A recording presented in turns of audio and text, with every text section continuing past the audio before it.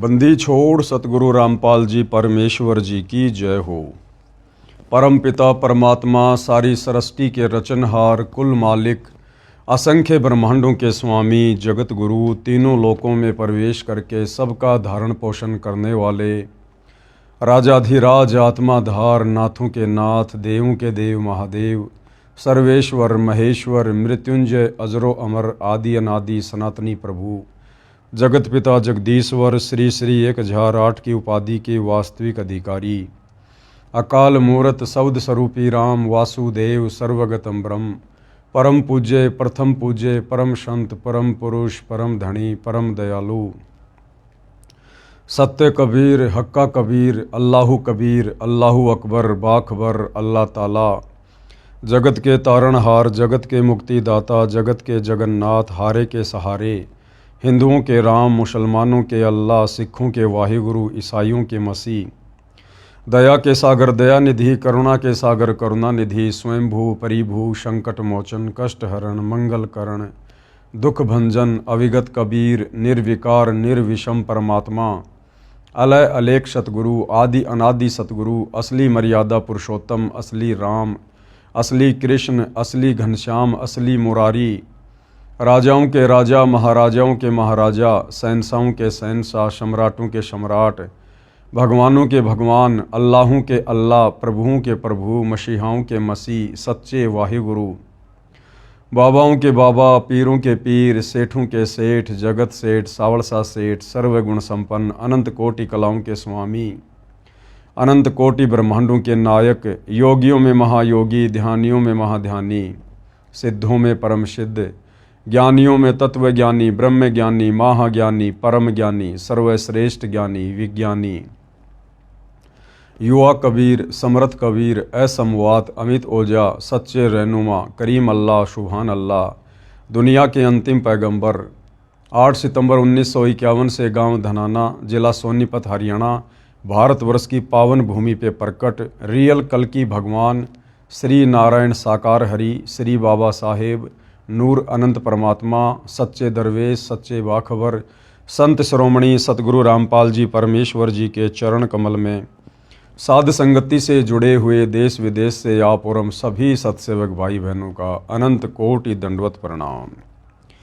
सत्साई भाइयों और बहनों, बहुत बड़ी दया बहुत बड़ी मेहर पूज्य गुरुदेव भगवान की परमेश्वर रामपाल जी की जिनके शुभ आशीर्वाद से विशेष आशीर्वाद से उन्हीं के कर कमल से लिखित पवित्र पुस्तक हिंदू साहिबान नहीं समझे गीता वेद पुराण इस पवित्र पुस्तक के ऊपर वीडियो बनाने की श्रृंखला जारी है।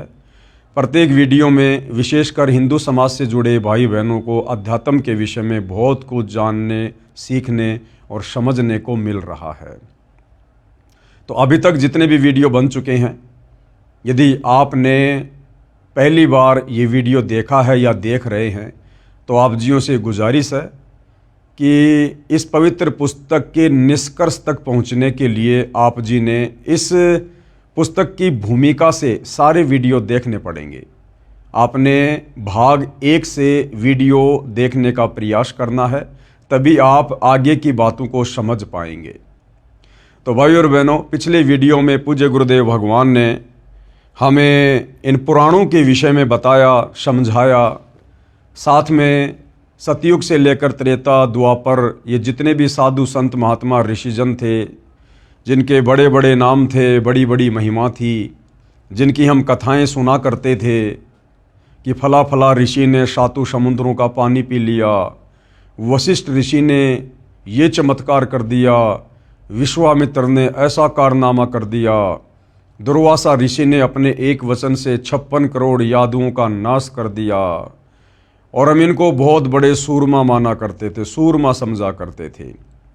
जबकि अब पूज्य गुरुदेव भगवान ने आकर अपने सत्संगों में और हिंदू साहिबान नहीं समझे गीता वेद पुराण इस पवित्र पुस्तक में हमें इनकी जड़ बताई कि इन साधु संत महात्माओं को ऋषियों को श्री रामचंद्र जी के गुरु वशिष्ठ जैसों को विश्वामित्र जैसों को श्री कृष्ण जी के गुरु दुर्वासा जैसे ऋषियों को वेदों के बारे में गीता के बारे में या अध्यात्म के बारे में कै ख गै का भी ज्ञान नहीं था।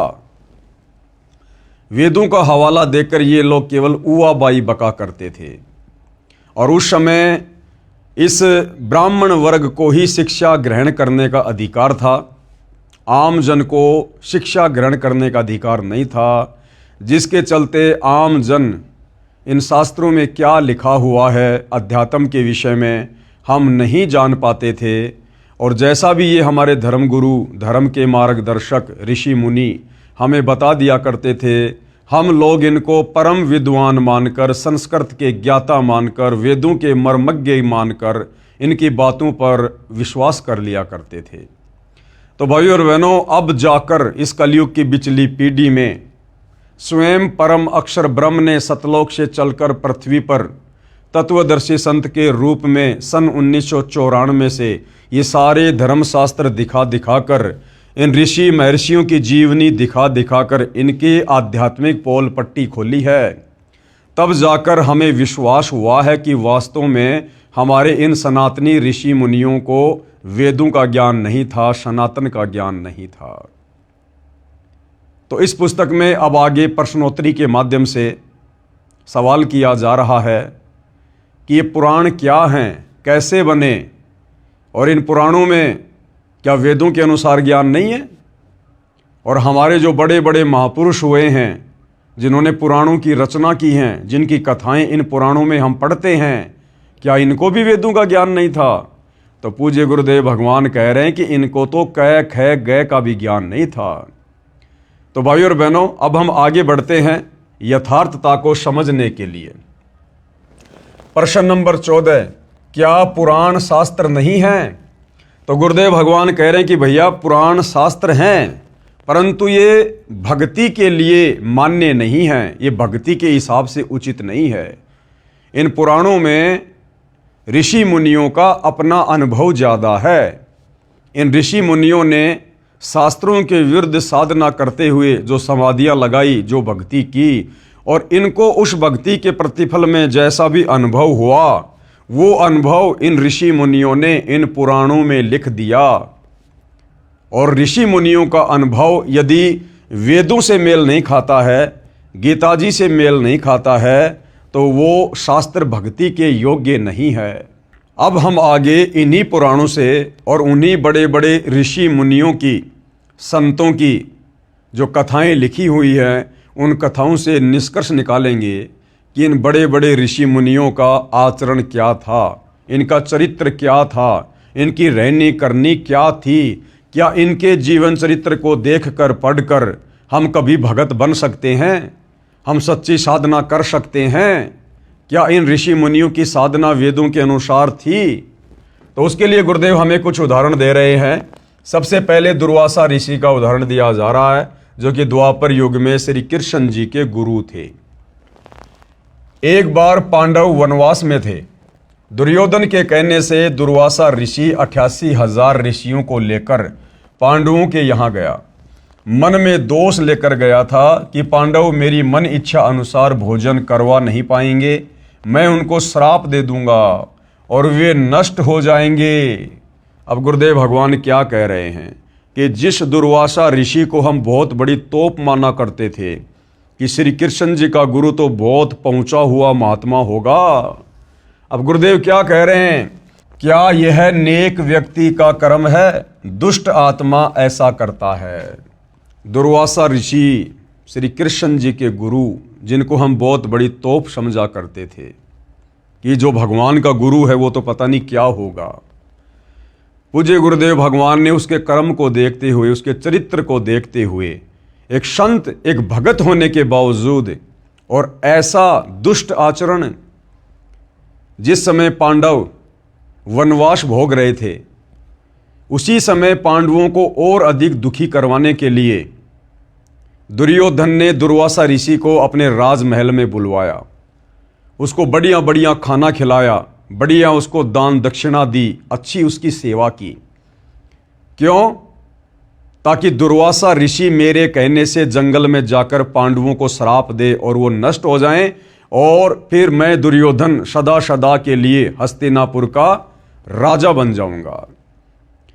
और दुर्वासा ऋषि ठीक दुर्योधन की योजना के अनुसार मन में दोष लेकर पांडवों को श्राप देने की इच्छा से जंगल में चला गया और पांडवों के पास जाकर कहने लगा कि भैया मुझे आज के बोए हुए गेहूं से बनी रोटियां चाहिए, साथ में मुझे मानसरोवर का जल चाहिए, आज ही आम का पौधा बीजा हो, आज ही वो पेड़ बना हो, आज ही उसके फल लगे हों, मुझे वो आम खाने में चाहिए। यानी ऐसी ऐसी डिमांड कर दी जो पूरी हो ही नहीं सकती थी। और दुर्वासा को पता था कि यदि ये मेरी डिमांड पूरी नहीं करेंगे तो मुझे बहाना मिल जाएगा इनको शराप देने का। तो पूज्य गुरुदेव भगवान हमें इन महात्माओं के चरित्र से परिचित करवा रहे हैं कि ए हिंदू समाज के नादान भक्तों, श्रद्धालुओं, हिंदू साहिबानों, तुम अज्ञानता के कारण, नासमझी के कारण, इन शास्त्रों को पढ़कर इनका निष्कर्ष ना निकाल पाने के कारण भक्ति और भगवान के नाम पर भ्रमित हो।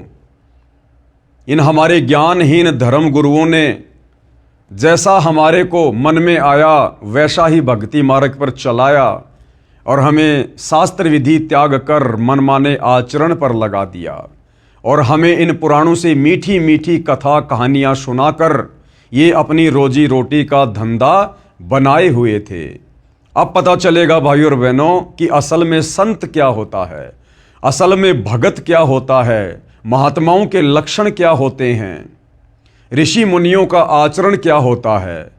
तो द्वापर युग में श्री कृष्ण जी के धर्म गुरु ऋषि दुर्वासा, जिनकी महिमा पूरे संसार में अब पता चल रहा है, परम अक्षर ब्रह्म तत्वदर्शी संत सतगुरु रामपाल जी के माध्यम से। अब बताओ इन पुराणों को पढ़कर आप और हम क्या शिक्षा ग्रहण करेंगे, कहां तक हम अध्यात्म में जा सकते हैं। अगर हम इनकी कथाएं पढ़ेंगे दुर्वासा जैसे ऋषियों की, तो हमारे अंदर भी ये कथाएं पढ़ने के चलते इन्हीं के गुण आएंगे, हमारे अंदर भी दुष्टता आएगी, धोखाधड़ी का भाव आएगा। तो बताओ भाइयों और बहनों, इन पुराणों को पढ़ने के चलते और इन पुराणों के अनुसार भक्ति साधना यदि हम करेंगे तो क्या हम कभी भी मुक्ति को प्राप्त करेंगे? कभी नहीं कर सकते। तो दुर्वासा ने सोचा कि मुझे भोजन वो करवा नहीं पाएंगे मेरी इच्छा अनुसार और वे नष्ट हो जाएंगे। अब गुरुदेव कह रहे हैं क्या यह नेक व्यक्ति का कर्म है? क्या एक नेक व्यक्ति ऐसा करेगा? एक सामान्य व्यक्ति भी ऐसा नहीं कर सकता, जबकि ये तो अपने आप को बहुत बड़े महात्मा समझते थे। दुष्ट आत्मा ऐसा कार्य करता है। विचार करो, क्या कह रहे हैं गुरुदेव कि पुण्यात्माओं विचार करो। दुर्वासा महान तपस्वी था, दुर्वासा तप किया करता था, घोर तप। तप के कारण उसके अंदर सिद्धियां आ जाती थी और सिद्धियों का नाजायज फायदा उठाते हुए किसी को आशीर्वाद देकर लाभ दे देता था तो किसी के ऊपर नाराज होकर उसको श्राप दे दिया करता था, जिस कारण से डरता हुआ समाज इनके आगे नतमस्तक रहता था। समाज इन लोगों की इज्जत इनके गुणों के चलते नहीं करता था, इनकी भक्ति के चलते नहीं करता था, इनके अच्छे आचरण के चलते नहीं करता था। इन लोगों से डरते हुए ये राजा लोग और आम जन इनका आदर सत्कार किया करते थे कि कहीं ये महात्मा गुस्से में आकर हमें कोई शराप ना दे दे और हमारा सत्यानाश ना हो जाए। दुर्वासा महान तपस्वी था, जबकि भाई और बहनों ये पवित्र गीता जी तप करने को मना कर रही है कि जो व्यक्ति घोर तप करते हैं, मन कल्पित घोर तप करते हैं, वो इस शरीर में विराजमान देवी देवताओं को और मुझ गीता ज्ञान दाता को भी दुखी करते हैं। तो ये दुर्वासा तो वेदों के विरुद्ध साधना किया करता था, वेदों के विरुद्ध। दुर्वासा महान तपस्वी था। उस घोर तप करने वाले पापाचारी नराधम ने क्या जुल्म करने की ठानी। दुर्वासा को गुरुदेव ने उसके आचरण के चलते नराधम की संज्ञा दी है, यानी नरों में नीच, इंसानों में नीच व्यक्ति।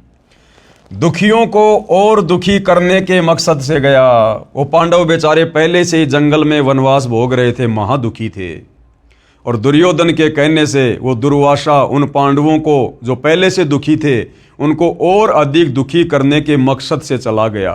तो बताओ ऐसा आदमी नराधम नहीं होगा, पापाचारी नहीं होगा, दुष्ट आत्मा नहीं होगा तो और क्या होगा? क्या ये राक्षसी कर्म नहीं था? क्योंकि राक्षस ही दूसरों को बेवजह दुखी किया करते थे। क्या यह क्रूर कर्मी नराधाम नहीं था? आगे क्या कह रहे हैं गुरुदेव? इसी दुर्वासा ऋषि ने बच्चों के मजाक करने से क्रोधवश यादवों को श्राप दे दिया। एक बार क्या हुआ, श्री कृष्ण जी का बेटा प्रद्युम्न अपने कुछ साथियों के साथ में दुर्वासा ऋषि की परीक्षा लेने के लिए, कि सुना है दुर्वासा ऋषि बड़ा तपस्वी है, बड़ा अंतर्यामी है, तीनों लोकों की जानता है। तो श्री कृष्ण जी के पुत्र प्रद्युम्न ने अपने पेट के ऊपर एक जो कढ़ाई होती है उसको बांध लिया, उसके ऊपर कुछ कपड़े वगैरह बांध लिए और औरतों के कपड़े पहन लिए, और बाकी जो उसके साथी थे वो उसके साथ में गए। एक उसका नकली पति बना दिया गया और दुर्वासा ऋषि के पास गए और उन्होंने कहा कि महात्मा जी, बड़े दिनों के बाद में इस बहन को गर्भ रहा है, परिवार को बड़ी खुशी है, वो ये जानना चाहते हैं कि इसके गर्भ में लड़का है या लड़की है, इसके गर्भ में क्या है, इसके गर्भ से क्या होगा। तो दुर्वासा ऋषि ने अपनी दिव्य दृष्टि से देखा तो पता चला कि ये तो मेरे साथ मजाक करने आए हैं। इतनी सी बात पर वो दुर्वासा ऋषि क्रोधित हो गया, आग बबूला हो गया, आंखें लाल कर ली, चिमटा हाथ में उठा लिया और शराप दे दिया कि बताऊं क्या होगा? यादव कुल का नाश होगा, सत्यानाश होगा।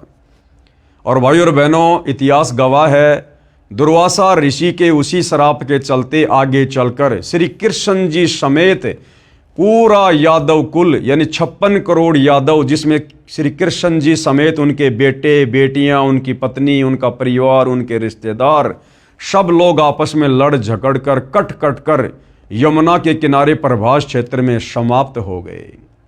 इसलिए गुरुदेव भगवान ने दुर्वासा जैसे ऋषियों को, जो घोर तप किया करते थे, तप करके शक्तियां इकट्ठी किया करते थे और उसके बाद किसी का भला तो किसी का बुरा कर दिया करते थे, इसलिए परमेश्वर जी ने दुर्वासा जैसे ऋषियों को, जिनकी कथाएं इन पुराणों में आती हैं, इनको नराधम और दुष्ट आत्मा की संज्ञा दी है।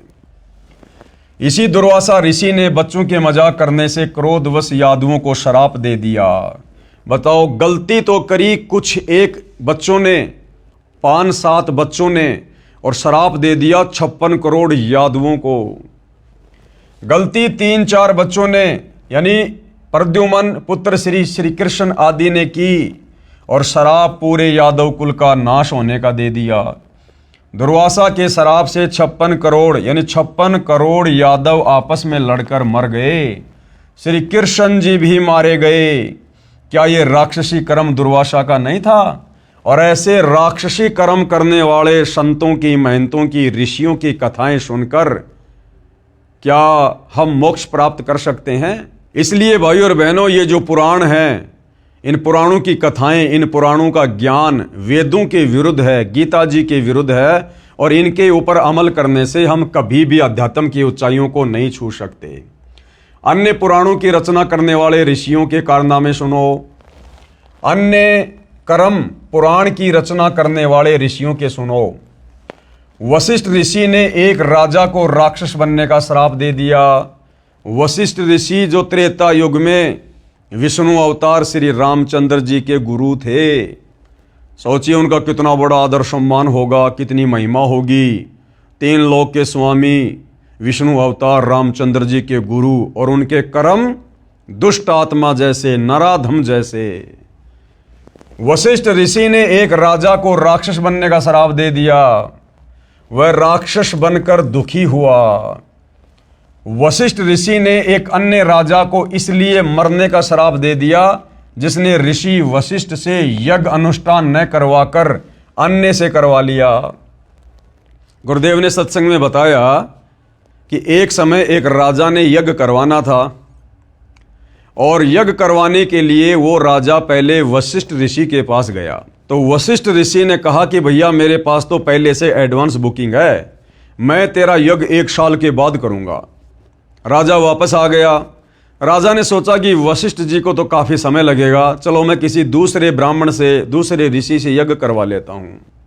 उसने दूसरे ऋषि से यज्ञ करवा लिया। उधर से वशिष्ठ ऋषि भी आ गया कि चलो भाई वो राजा आया था, उसका यज्ञ करने के लिए चलते हैं। वहाँ आने के बाद वशिष्ठ को पता चला कि राजा ने तो यज्ञ करवा लिया, राजा का तो यज्ञ चल रहा है।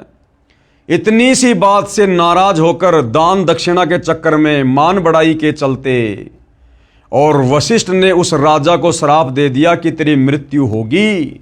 बताओ भाई और बहनों, ये भक्तों के लक्षण हैं, ये संतों के लक्षण है, ये ऋषि मुनियों के लक्षण है। अब सोचो, ऐसे ऋषि वशिष्ठ ने अपने शिष्य श्री रामचंद्र जी को भला क्या शिक्षा दी होगी।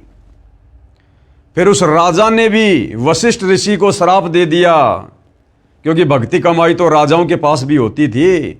उस राजा ने भी वशिष्ठ को मरने का श्राप दे दिया। उधर से राजा ने भी शरीर छोड़ दिया, और फिर वशिष्ठ ऋषि को जो श्राप लगा था उसके चलते वशिष्ठ ऋषि को भी मरना पड़ा। उसने भी अपना शरीर छोड़ा। फिर दोबारा से कैसे उनको पुनर्जन्म मिला, उसकी कथा यहां गुरुदेव बता रहे हैं इन पुराणों में।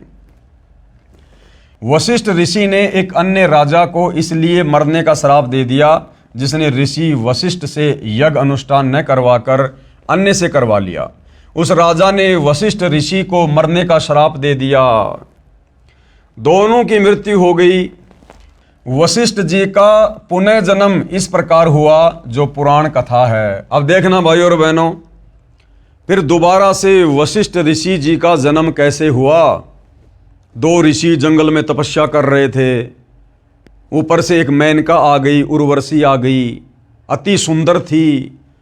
उसके सौंदर्य को देखकर उन दोनों का वीर्यपात हो गया, और इस विधि से भाई और बहनों वशिष्ठ जी का पुनर्जन्म हुआ। वशिष्ठ जी का पुनर्जन्म इस प्रकार हुआ जो पुराण कथा है। दो ऋषि जंगल में तप कर रहे थे। एक अप्सरा स्वर्ग से आई, बहुत सुंदर थी। उसे देखने मात्र से दोनों ऋषियों का वीर्य संकलन यानी वीर्यपात हो गया। अब ये थे भाई और बहनों हमारे ऋषि महात्मा। ये दो ऋषि जो जंगल में तपस्या कर रहे थे। ऋषि यानी भगत, साधक।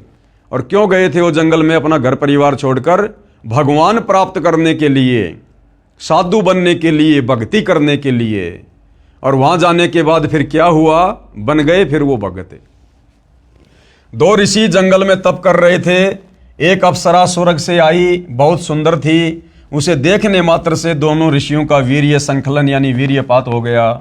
दोनों ने बारी बारी जाकर झोपड़ी में रखे खाली घड़े में वीर्य छोड़ दिया। उससे एक तो वशिष्ठ ऋषि वाली आत्मा का पुनर्जन्म हुआ, नाम वशिष्ठ ही रखा गया। दूसरे का कुंभज ऋषि नाम रखा जो अगस्त ऋषि कहलाया। अब देख लो भाई और बहनों, वशिष्ठ ऋषि और अगस्त ऋषि जिसने एक घूंट में 7 समुद्र पी लिए थे। इस प्रकार से इनकी उत्पत्ति हुई है।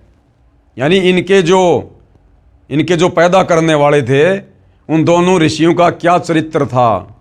अब उनमें से कुछ गुण तो वशिष्ठ और अगस्त में भी आएंगे ना। तो इस प्रकार से फिर इनका पुनर्जन्म हुआ। ये कथाएं भाई और बहनों हम इन पुराणों में पढ़ा करते थे। ये काम सूत्र की कथाएं ज्यादा और भक्ति की कम। विश्वामित्र ऋषि के कर्म, और विश्वामित्र जो सतयुग में हुए थे, विश्वामित्र उसके विषय में कहा जाता है कि उससे बड़ा कोई तपस्वी नहीं था। स्वर्ग के देवता भी उससे डरा करते थे, घबराया करते थे। उस विश्वामित्र ऋषि के क्या कर्म थे, उस भगत के क्या कर्म थे। क्या इन साधु संतों के आचरणों को फॉलो करके हम कभी भी भक्ति मार्ग में सफल हो सकते हैं? हमने यही निष्कर्ष निकालना है भाई और बहनों कि ये जितने भी साधु संत महात्मा थे, क्या इनकी साधना वेदों के अनुसार थी? क्या इनकी भक्ति क्रिया वेदों के अनुसार थी? इन सब ने तप किए, घोर तप किए, मनमाना आचरण किया, वेद विरुद्ध साधना की, जो आज गीता जी बिल्कुल मना कर रही है। तो गीता और वेदों के विरुद्ध जंगलों में जाकर तप करने वाले भला काहे के भगत, काहे के साधक? तो विचार करने की बात यह है, जब इन बड़े बड़े तपस्वियों ने, ऋषियों ने वेद विरुद्ध साधना की तो भला इनकी मुक्ति कैसे हुई होगी? और मुक्ति नहीं हुई तो फिर इनको 84 लाख योनियों में भी जाना पड़ा। गधे कुत्ते सूअर के शरीर भी भोगने पड़े, इनको नरक भी भोगना पड़ा। विश्वामित्र ऋषि के कर्म, राज त्याग कर जंगल में गया, घोर तप किया। बताओ किसने शिक्षा दे दी कि भैया जंगल में भक्ति होती है? राज्य त्याग कर जंगल में चला गया भक्ति करने के लिए, और फिर वहां भक्ति नहीं करी, फिर बकवादों में लग गया। बकवादों में फिर किस लिए गया था भाई जंगल में? राज त्याग कर जंगल में गया।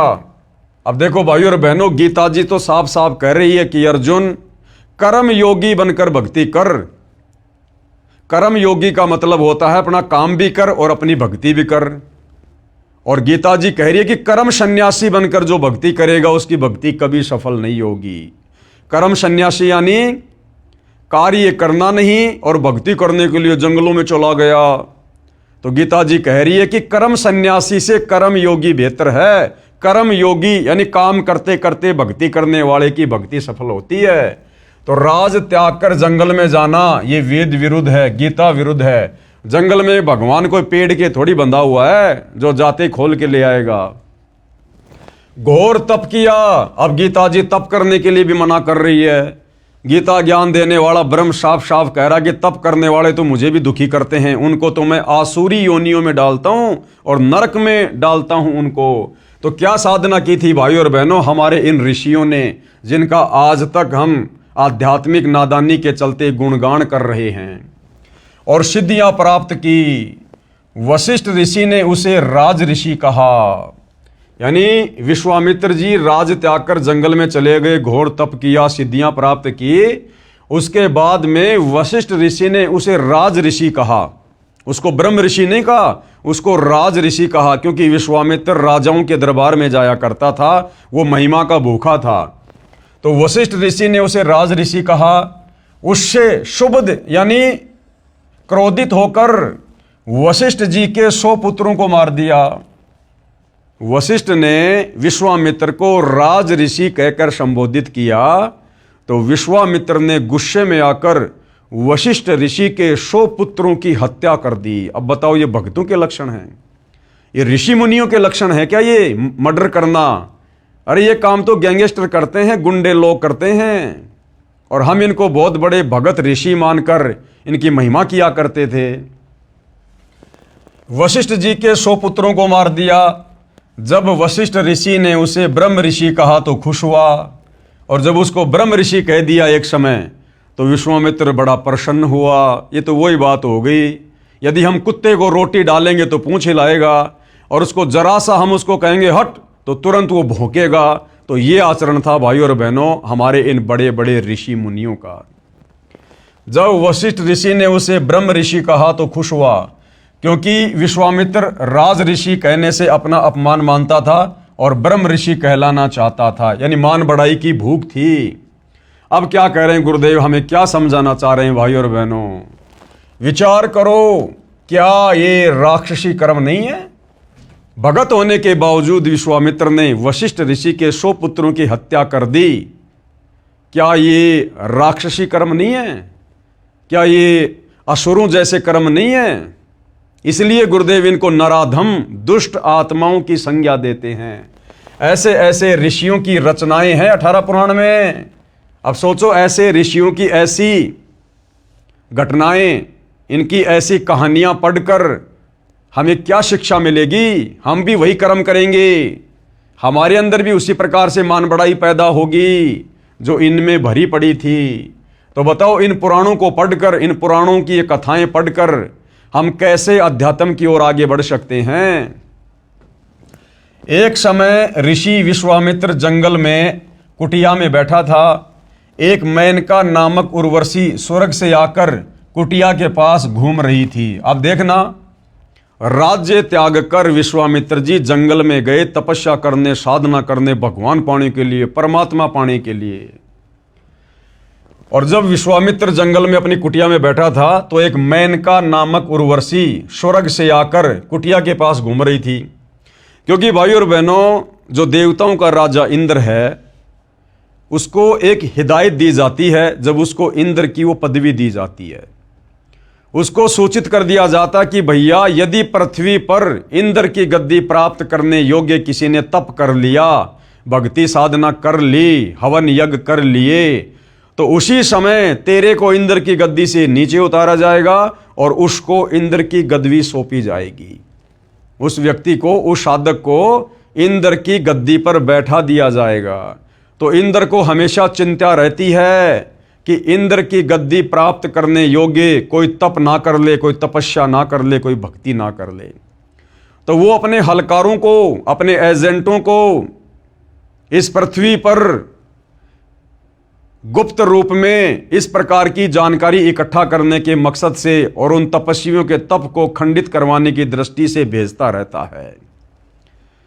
यानी हमने जो पढ़ा था ना गीता अध्याय 9 श्लोक नंबर 25 में कि पितरों को पूजने वाले पितरों को प्राप्त होंगे, भूतों को पूजने वाले भूत बनेंगे और देवताओं को पूजने वाले देवताओं के पास जाएंगे। तो देवताओं की पूजा करने वाले इस प्रकार से देवलोक में चले जाते हैं और वहां फिर ये देवता लोग, वहां के राजा लोग फिर उनका मिसयूज करते हैं। मिसयूज कैसे? जैसे विश्वामित्र जी जंगल में अपनी कुटिया में बैठा था, तप करने के मकसद से जंगल में आया था। उधर से इंद्र को किसी ने सूचना दे दी, उसके हलकारे ने, उसके सैनिक ने, कि भैया ऐसे ऐसे विश्वामित्र घोर तप कर रहा है। उधर से इंद्र ने वो मेनका भेज दी, वो लड़की भेज दी जो इस पृथ्वी लोक पर भक्ति करके देवताओं की देवलोक में चली गई थी, यानी देवताओं को पूजने वाले देवताओं के लोक में जाएंगे। तो इंद्र फिर इस प्रकार से उन आत्माओं का दुरुपयोग करता है। तो इंद्र ने क्या किया कि एक मेनका नामक उर्वशी स्वर्ग से आकर कुटिया के पास घूमने लगी। विश्वामित्र उस पर आसक्त हो गया। बताओ, राज्य छोड़कर गया था, बाल बच्चे छोड़कर गया था, अपनी जो पत्नियां थी उनको छोड़ छाड़ के गया था कि मैं भक्ति करूंगा, भगत बनूंगा, और जंगल में जाकर फिर वही कुकर्म करने लग गया। उस मेनका की सुंदरता को देखकर उसके ऊपर आसक्त हो गया और उससे शारीरिक संबंध बनाए। विश्वामित्र उस पर आसक्त हो गया, पति पत्नी व्यवहार किया, यानी शारीरिक संबंध बनाए। एक कन्या का जन्म हुआ, नाम शकुंतला रखा। कन्या जब 6 महीने की हुई तो उर्वशी स्वर्ग में चली गई। बोली मेरा काम हो गया, तेरी औकात का पता करने इंद्र ने भेजी थी, वह देख ली। जाते जाते उस मेनका ने क्या कहा कि मुझे तो इंद्र ने भेजी थी तेरी औकात का पता करने के लिए कि तू कितना बड़ा भगत है, तू कितना बड़ा तपस्वी है, तू घर छोड़कर, बाल बच्चों को छोड़कर भक्ति करने आया था या बकवाद करने आया था। भाई का इतना सा मुंह हो गया, इतना सा मुंह। कन्या 6 महीने की हुई तो उर्वशी स्वर्ग में चली गई। बोली मेरा काम हो गया, तेरी औकात का पता करने इंद्र ने भेजी थी, वो देख ली। कहते हैं विश्वामित्र उस कन्या को कण्व ऋषि की कुटिया के सामने रखकर फिर से गहरे जंगल में तप करने गया। कण्व ऋषि ने उस कन्या को पाल पोस कर राजा दुष्यंत से विवाह कर दिया। अब एक बार तो भाई ने तपस्या करके किला तोड़ दिया, फिर दोबारा से गहरे जंगल में चला गया। तो गुरुदेव कह रहे हैं दूसरी बार कौन सा वो गीता जी पढ़ के गया था जो बिल्कुल सही साधना की होगी उसने, दोबारा भी वही डले ढोने के लिए चला गया, वेद विरुद्ध साधना करने के लिए। तो क्या कह रहे हैं गुरुदेव? विचार करो, विश्वामित्र पहले उसी गहरे जंगल में घोर तप करके आया ही था। अरे उस गहरे जंगल में तो पहले तप करके आया था, उसके बाद वो अप्सरा के ऊपर आसक्त हो गया और दोबारा से गहरे जंगल में चला गया और आते ही वशिष्ठ जी के पुत्र मार डाले, उर्वशी से उलझ गया, नाश करवाकर फिर डले ढोने गया। फिर क्या वह गीता पढ़ कर गया था कि दूसरी बार जंगल में कौन सा वो गीता जी पढ़ के गया था जो बिल्कुल सही साधना करके आया होगा, वो ही डले उसने दोबारा से ढोए। उसी लोकवेद के अनुसार शास्त्र विधि रहित मनमाना आचरण किया। फिर विश्वामित्र ऋषि ने राजा हरिश्चंद्र से छल करके राज्य लिया। बताओ, फिर विश्वामित्र ने राजा हरिश्चंद्र से छल करके, धोखा करके और उसका राज्य छीन लिया। बेचारा राजा हरिश्चंद्र, उसका बेटा, उसकी पत्नी, उन्होंने कितने दुख उठाए। अब बताओ, हम इनको ऋषि मुनि कहें या हम इनको नराधम कहें? इनको साधु संत कहें या इनको पापात्मा कहें। क्या एक भगत, एक ऋषि कभी किसी को दुखी कर सकता है? कभी किसी के ऊपर इस प्रकार से पीड़ाओं का दौर शुरू कर सकता है? तो भाइयों और बहनों, ये सारी की सारी कथाएं इन पुराणों में लिपिबद्ध हैं और इन कथाओं को ये हमारे धर्म गुरु हमें बड़े लतीफ़ेदार तरीके से सुनाया करते थे, ढोलक पेटी की तर्ज पर, और हम बड़े प्रसन्न हुआ करते थे। वाह वाह वाह। आज सतगुरु रामपाल जी ने हमारी ज्ञान वाली आंखें खोलकर शास्त्र अनुकूल सत भक्ति देकर अब हमें समझाया है, अब हमारी समझ में आया है कि ये जितने भी साधु संत महात्मा थे, ऋषि मुनि थे, जो वेद विरुद्ध साधना किया करते थे, घर त्याग कर, परिवार त्याग कर, ये तो केवल डले ढोया करते थे, डले। भक्ति नाम की कोई चीज़ नहीं थी इनके पास। ये तप करके, क्योंकि तप करने से सिद्धियां आ जाती हैं, सिद्धियां प्राप्त करके किसी का भला कर देते थे, किसी का बुरा कर दिया करते थे, और इस प्रकार जनता में भय व्याप्त करके, एक डर का माहौल पैदा करके ये राजाओं से बख्शिश ले लिया करते थे, राज दरबारों में पड़े रहा करते थे उनके धर्मगुरु बनकर। तो ये था हमारे इन ऋषि मुनियों का, तपस्वियों का चरित्र, जो आज सतगुरु रामपाल जी ने सर्व के समक्ष इन्हीं के जीवन चरित्र से, इन पुराणों से निकाल कर दिखा दिया है। फिर विश्वामित्र ऋषि ने राजा हरिश्चंद्र से छल करके राज्य लिया। राजा हरिश्चंद्र, उसकी पत्नी तारावती तथा पुत्र रोहतास के साथ अत्याचार किए। उसके बाद भाइयों और बहनों, अगस्त ऋषि का चमत्कार। अगस्त ऋषि और वशिष्ठ ऋषि किस प्रकार से पुनर्जन्म को प्राप्त हुए थे, आपने पढ़ लिया होगा। तो अगस्त ऋषि ने फिर क्या चमत्कार किया और उसकी महिमा बन गई।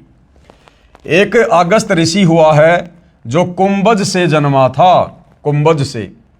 उसने तप करके सिद्धियां प्राप्त की। अगस्त ऋषि ने भी तप किया, और तप करना वेदों के विरुद्ध है, गीता जी के विरुद्ध है, और जो व्यक्ति गीता और वेदों के विरुद्ध साधना करेगा उसका मोक्ष नहीं, उसकी मुक्ति नहीं, उसका जन्म मरण का झंझट समाप्त नहीं हो सकता। वो लक 84 में धक्के खाएगा ही खाएगा। तो अगस्त ऋषि, जिसकी इतनी बड़ी महिमा थी, वो भी वेद विरुद्ध साधना किया करता था। उसने तप करके सिद्धियां प्राप्त की, सातों समुद्रों को एक घूंट में पी लिया, फिर वापस भर दिया अपनी महिमा बनाने के लिए। क्या ये मुक्ति है? ऐसे ऐसे ऋषियों की अपनी विचारधारा इन पुराणों में है। पुराणों में जो ज्ञान वेदों व गीता से मेल नहीं करता, वह लोक वेद है, यानी सुनी सुनाई बात है, उसे त्याग देना चाहिए, छोड़ देना चाहिए।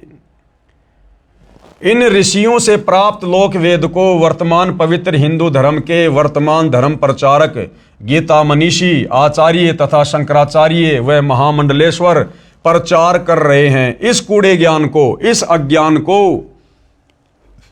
जो कि वेद विरुद्ध है, गीता जी के विरुद्ध है, मुक्ति मार्ग के विरुद्ध है, ये हमारे वर्तमान के तमाम आचार्य, शंकराचार्य, धर्म गुरु, मंडलेश्वर प्रचार करते हुए फिर रहे हैं। तो विचार करो भाइयों और बहनों, फिर हमारे वर्तमान के धर्म गुरुओं को, आचार्य और शंकराचार्यों को भला कहां से मुक्ति का ज्ञान प्राप्त है? अरे जो हमारे वर्तमान के धर्म गुरु वेद विरुद्ध साधना करने वाले, इन ऋषि मुनियों की कथाओं से युक्त इन पुराणों का प्रचार प्रसार करते फिर रहे हैं, तो उन वर्तमान के धर्म गुरुओं को भला फिर कहां ज्ञान है जो उनके अनुसार भक्ति साधना करके हम लोग मुक्ति प्राप्त कर लेंगे। इन ऋषियों से प्राप्त लोक वेद को वर्तमान पवित्र हिंदू धर्म के वर्तमान धर्म प्रचारक, गीता मनीषी, आचार्य तथा शंकराचार्य व महामंडलेश्वर प्रचार कर रहे हैं, तथा हिंदू धर्म के अनुयायी यानी हिंदू उसी अज्ञान को ढो रहे हैं जो गीता में मनमाना आचरण बताया है, अर्थात व्यर्थ साधना कही है। अब पुनः उसी विषय पर चर्चा करता हूं कि हिंदू साहिबान नहीं समझे निर्मल गीता ज्ञान। यानी अब तो धीरे धीरे हिंदू समाज से जुड़े भाई बहनों को ये बात समझ में आ जानी चाहिए कि आज से पहले हमारे पूर्वज, हमारे धर्म गुरु क्या भक्ति साधना किया करते थे, और उस वेद विरुद्ध भक्ति साधना करने के चलते उनकी क्या गति हुई होगी या दुर्गति हुई होगी। तो गुरुदेव कह रहे हैं कि अब पुनः उसी विषय पर चर्चा करता हूं कि हिंदू साहिबान यानी हिंदू धर्म से जुड़े भाई बहन नहीं समझे निर्मल गीता ज्ञान, इस गीता के ज्ञान को समझ नहीं पाए। प्रश्न नंबर 15, हिंदू पक्ष। भक्ति व धर्म कर्म तो लगभग सब करते हैं, आप तथा आपके अनुयायी ही नहीं करते। यानी किसी ने सवाल किया हिंदू धर्म की ओर से सतगुरु रामपाल जी से कि भक्ति व धर्म कर्म तो लगभग सब करते हैं, आप कौन सतगुरु रामपाल जी, और आपके अनुयायी ही नहीं करते। आप कहना क्या चाहते हैं? आपकी बातों से लग रहा है कि आपके अतिरिक्त कोई ठीक से भक्ति नहीं करते। तो गुरुदेव ने क्या उत्तर दिया? यह सही है कि जो आप कह रहे हैं ना, ये बिल्कुल सत्य बात है। दास रामपाल दास यही कहता है कि विश्व में कोई भी गुरु मेरे अतिरिक्त शास्त्रोक्त साधना न तो स्वयं करता है और न ही अपने अनुयायियों से करवाता है। ये परम सत्य है, क्योंकि उनको अपने अपने शास्त्रों का ज्ञान ही नहीं है। किनको? हिंदू धर्म गुरुओं को। उनको अपने अपने शास्त्रों का यानी गीता और वेदों का ज्ञान ही नहीं है। आप निम्न बातें नोट करो और बताओ।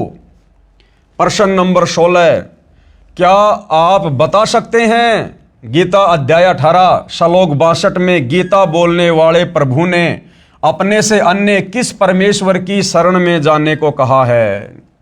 तो गुरुदेव ने सवाल किया कि भैया क्या आप और आपके धर्मगुरु बता सकते हैं कि गीता का ज्ञान देने वाले भगवान ने, जिसको तुम श्री कृष्ण जी कहते हो, विष्णु कहते हो, असल में वो ब्रह्म है जो श्री कृष्ण जी के शरीर में प्रेत की तरह प्रवेश करके महाभारत के युद्ध में गीता जी का ज्ञान बोल रहा है। तो गीता का ज्ञान बोलने वाला वो भगवान गीता अध्याय 18 श्लोक नंबर 62 में अपने से अन्य और किस भगवान की शरण में जाने को अर्जुन को कह रहा है? क्या पता है तुम्हारे धर्मगुरुओं को? क्या पता है हिंदू समाज के श्रद्धालुओं को? किसी को नहीं पता, किसी को नहीं पता। तो बताओ फिर सतगुरु रामपाल जी के अलावा गीता और वेदों का ज्ञान वर्तमान में फिर है किसको? क्या आप बता सकते हैं गीता अध्याय 18 श्लोक 62 में गीता बोलने वाले प्रभु ने अपने से अन्य किस परमेश्वर की शरण में जाने को कहा है? उत्तर हिंदुओं की ओर से श्री कृष्ण यानी श्री विष्णु जी ने अपनी शरण में आने को कहा है। श्री विष्णु जी से ऊपर कोई शक्ति यानी सत्ता अर्थात भगवान ही नहीं है, फिर अपने से अन्य की शरण में जाने को कहने का प्रश्न ही नहीं है। प्रश्न नंबर 17, यानी हिंदुओं से फिर सवाल किया गया है कि आपको शास्त्रों का ज्ञान नहीं है, इसलिए आप ऐसी बातें कह रहे हो। अन्यथा गीता अध्याय 18 श्लोक नंबर 62 में गीता ज्ञान देने वाले भगवान ने, जिसे आप श्री कृष्ण समझो या विष्णु समझो, साफ साफ कह रहा कि अर्जुन, अगर तुझे जन्म मरण से पूर्णतया छुटकारा चाहिए तो उस परम अक्षर ब्रह्म की शरण में चला जा, उस सनातन परम धाम को प्राप्त कर, और उसके लिए अध्याय 4 श्लोक नंबर 34 के अनुसार किसी तत्वदर्शी संत की खोज कर ले। भैया मेरे पास वो भक्ति नहीं है। तो प्रश्न 17, आपको शास्त्रों का ज्ञान नहीं है इसलिए आप ऐसी बातें कह रहे हो। उत्तर हिंदू पक्ष अब उत्तर दे रहा है कि मैं 40 वर्ष से धार्मिक ग्रंथों गीता व पुराणों को पढ़ता आ रहा हूं, मुझे पूर्ण ज्ञान है। प्रश्न 18 हिंदू पक्ष की ओर से, प्रमाण दिखाओ जो बातें आप कह रहे हो कि श्री विष्णु जी से ऊपर श्री देवी जी व उससे ऊपर काल ब्रह्म है, काल ब्रह्म से ऊपर परम अक्षर ब्रह्म है। तो उत्तर दे रहे हैं गुरुदेव भगवान, आप झूठ कह रहे हो कि श्री विष्णु जी से ऊपर कोई परमात्मा यानी शक्ति नहीं है। गुरुदेव भगवान कह रहे हैं कि हे नादान, श्री विष्णु जी से ऊपर तो बहुत शक्तियां हैं। अब ये प्रमाण करके दिखाएंगे गुरुदेव भगवान हिंदू शास्त्रों से। पेश है प्रमाण के लिए संक्षिप्त श्रीमद् देवी भागवत पुराण के प्रथम स्कंद के अध्याय 4 पेज नंबर 44 और 45 की फोटोकॉपी, जिसमें श्री विष्णु जी ने कहा है कि मैं देवी दुर्गा अष्टंगी की भक्ति करता हूं। जो हिंदू भाई ये कहते हैं ना कि श्री विष्णु जी से ऊपर और कोई भगवान नहीं, कोई परमात्मा नहीं है, ये अजन्मा है, अनादि है, सर्वेश्वर है, महेश्वर है, तो भैया हमारे धर्मशास्त्रों में श्रीमद् देवी भागवत पुराण प्रथम स्कंद चौथा अध्याय पेज नंबर 44 और 45 इसकी फोटो कॉपी दिखाई जा रही है भाई, जिसमें श्री विष्णु जी स्वयं स्वीकार कर रहे हैं कि मैं देवी दुर्गा से ऊपर किसी को परम शक्ति नहीं मानता। यानी मेरे से ऊपर तो देवी दुर्गा है और देवी दुर्गा से ऊपर मैं किसी को परमात्मा नहीं मानता, और मैं तो खुद देवी दुर्गा की भक्ति करता हूं। तो विष्णु जी से ऊपर तो देवी दुर्गा हो गई। फिर आगे चलकर देवी दुर्गा कह रही है कि मेरी भक्ति भी छोड़ दो, तुम ब्रह्म की भक्ति करो, ब्रह्म की भक्ति जो कि ब्रह्मलोक में रहता है, ओम उसका मंत्र है। फिर आगे चलकर गीता में वो ब्रह्म भी अध्याय 18 श्लोक नंबर 62 में मना कर रहा कि भैया अगर पूर्ण मुक्ति चाहिए तो परम अक्षर ब्रह्म की शरण में जा। तो ये है भाइयों और बहनों श्रीमद् देवी भागवत पुराण पहला स्कंद चौथा अध्याय, और इसका पेज नंबर है ये 44। ब्रह्मा जी ने पूछा, प्रभु, यानी एक बार श्री ब्रह्मा जी ने विष्णु जी से पूछा, जब विष्णु जी तपस्या कर रहे थे तो ब्रह्मा जी ने पूछा, प्रभु आप देवताओं के अध्यक्ष, जगत के स्वामी और भूत भविष्य एवं वर्तमान सभी जीवों के एकमात्र शासक हैं। अब बताओ, ब्रह्मा जी को भी अध्यात्म ज्ञान नहीं है, क्योंकि ब्रह्मा जी श्री विष्णु से ऊपर किसी को परमात्मा मान ही नहीं रहा था। और जब एक बार विष्णु जी तपस्या कर रहे थे, अब ये तपस्या करना गीता जी में मना है, वेदों में मना है। अब बताओ भाई और बहनों, आप हिंदू भाई बहनों के अनुसार यदि गीता जी का ज्ञान श्री कृष्ण उर्फ श्री विष्णु जी ने कहा है, तो भैया श्री विष्णु जी तो गीता जी में अर्जुन को तपस्या करने के लिए मना कर रहे हैं कि घोर तप करने वाले तो मुझे दुखी करते हैं, परेशान करते हैं, उनको तो मैं आसुरी योनियों में डालता हूं, भूत प्रेत और पितर की योनियों में डालता हूं। और वही तुम्हारा विष्णु तप कर रहा था जब ब्रह्मा जी उसके पास गया। तो इससे स्पष्ट होता है कि गीता जी का ज्ञान श्री विष्णु अर्थात श्री कृष्ण जी ने नहीं दिया। श्री कृष्ण और श्री विष्णु को तो पता ही नहीं गीता में बोला क्या गया है। श्री कृष्ण के शरीर में प्रेतवश प्रवेश करके इस काल ब्रह्म ने ये गीता जी का ज्ञान दिया। अन्यथा यदि श्री विष्णु जी ने ज्ञान दिया होता तो विष्णु जी तो भैया गीता में घोर तप करने के लिए मना कर रहे हैं। और यहां जब श्री ब्रह्मा जी ने देखा कि विष्णु जी तो तपस्या कर रहे हैं, तो ब्रह्मा जी को भी ज्ञान नहीं। ब्रह्मा जी श्री विष्णु जी को सबका भगवान कह रहा है कि आपसे बढ़कर और कौन भगवान है और आप किसकी प्राप्ति के लिए तपस्या कर रहे हैं। ब्रह्मा जी ने पूछा, प्रभु आप देवताओं के अध्यक्ष, जगत के स्वामी और भूत भविष्य एवं वर्तमान सभी जीवों के एकमात्र शासक हैं, यानी स्वामी हैं, भगवान हैं। भगवान फिर आप क्यों तपस्या कर रहे हैं और किस देवता की आराधना में ध्यान मग्न हैं? मुझे असीम आश्चर्य तो ये हो रहा है कि आप देवेश्वर एवं सारे संसार के शासक होते हुए भी समाधि लगाए बैठे हैं। अब गीता और वेदों में कहीं है विधान समाधि लगाने का, तपस्या करने का, जो ये विष्णु जी कर रहे हैं? तो विष्णु जी खुद वेदों के विरुद्ध साधना कर रहे हैं। इसलिए गुरुदेव भगवान कहते हैं कि ब्रह्मा विष्णु महेश को भी वेदों का ज्ञान नहीं, अगर होता तो ये डरे नहीं डोते।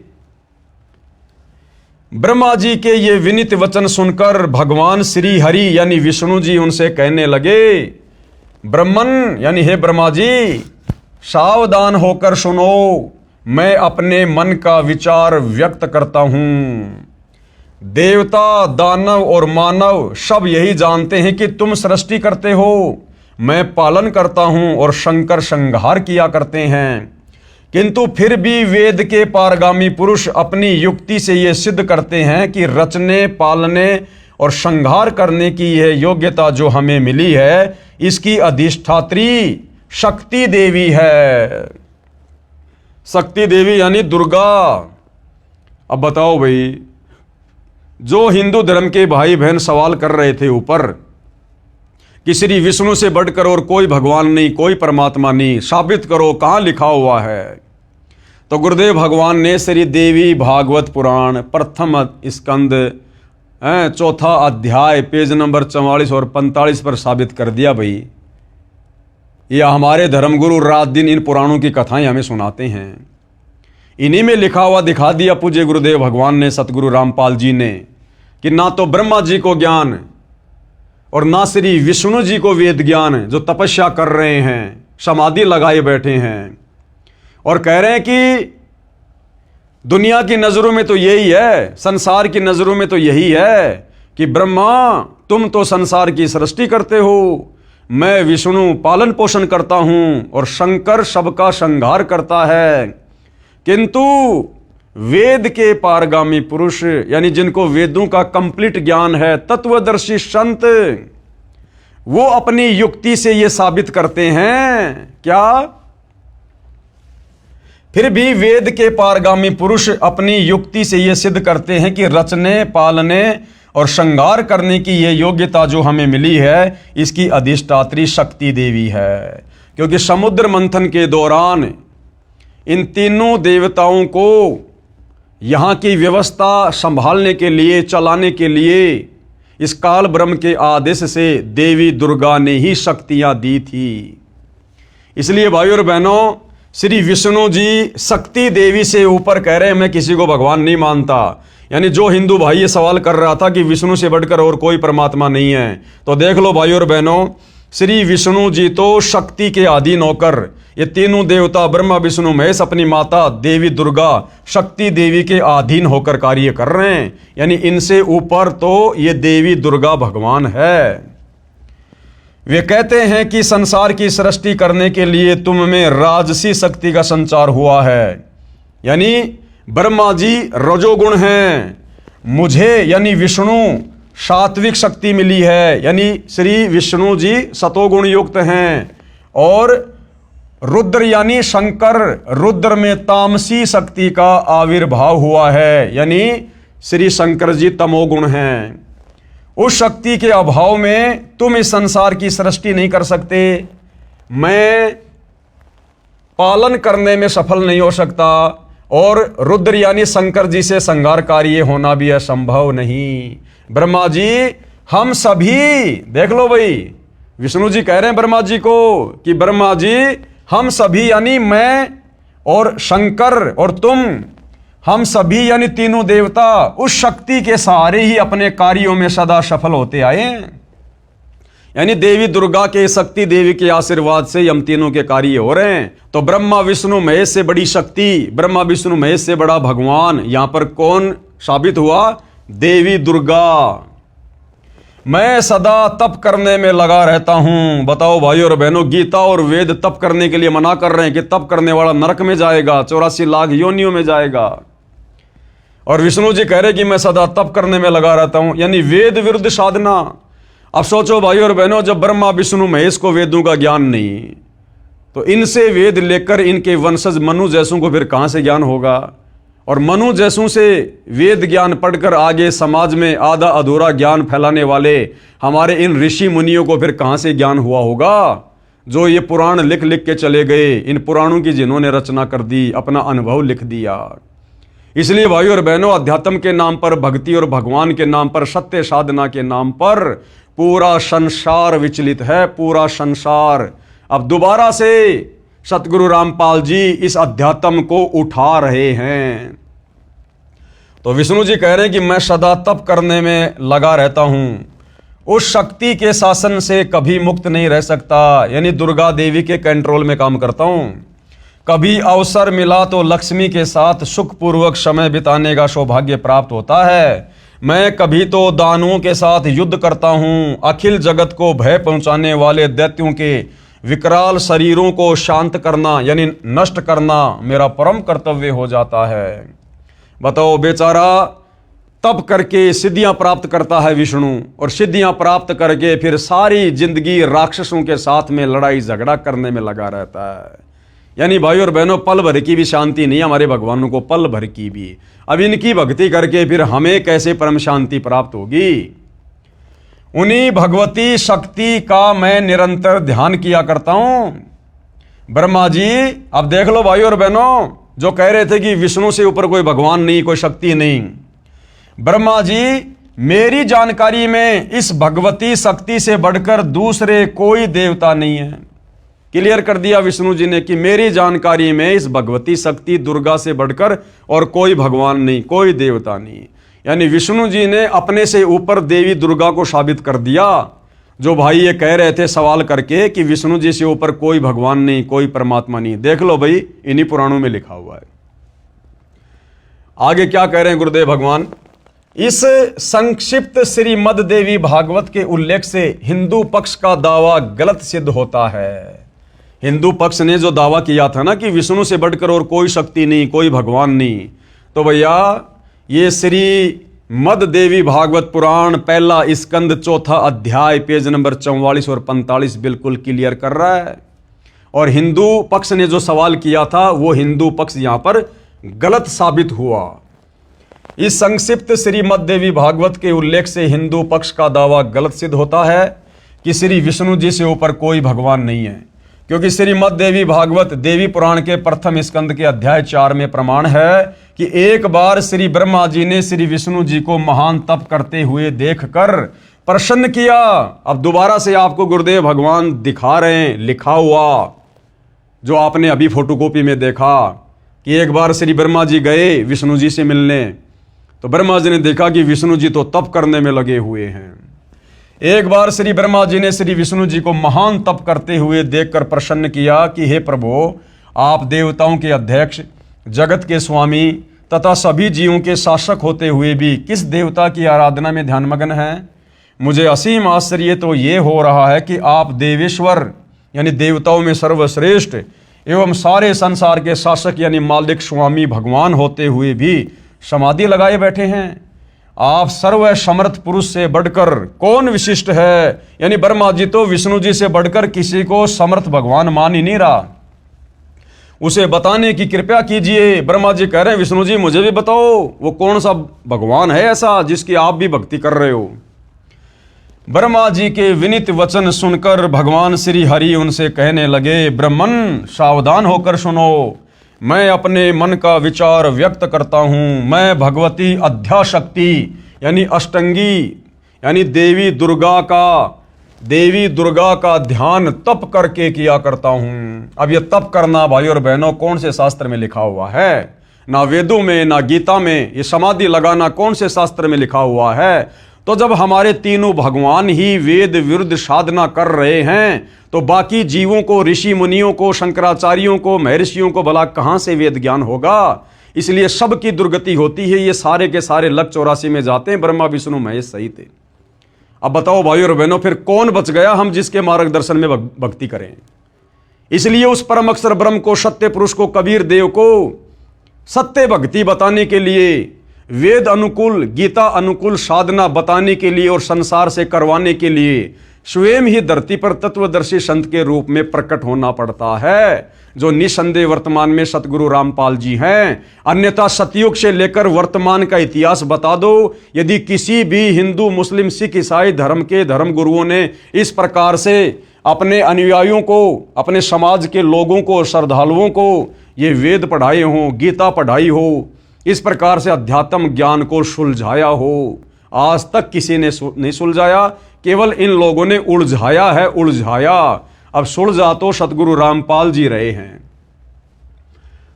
तो श्री विष्णु जी कह रहे हैं कि भैया मैं देवी दुर्गा का ध्यान तप करके किया करता हूं। ब्रह्मा जी मेरी जानकारी में इन भगवती शक्ति यानी प्रकृति देवी, अष्टंगी देवी से बढ़कर दूसरे कोई देवता नहीं है। इस संक्षिप्त देवी भागवत पुराण के लेख से स्पष्ट हुआ कि श्री विष्णु अर्थात श्री कृष्ण जी श्री देवी दुर्गा जी की भक्ति यानी पूजा करते हैं। कहा है कि इस अध्याशक्ति से बड़ा कोई देवता भगवान मेरी जानकारी में नहीं है। यानी ये भाई और बहनों दी एंड हो गया श्री विष्णु जी और श्री ब्रह्मा जी के ज्ञान का। दी एंड हो गया, क्योंकि ब्रह्मा जी तो विष्णु से बढ़कर किसी को भगवान नहीं मान रहे थे और विष्णु जी कह रहे हैं कि मैं देवी दुर्गा से बढ़कर किसी को भगवान नहीं मानता। तो हमारे भगवान को किस स्तर का ज्ञान है आप जी देख लीजिएगा। लेखक यानी सतगुरु रामपाल जी अब क्या कह रहे हैं?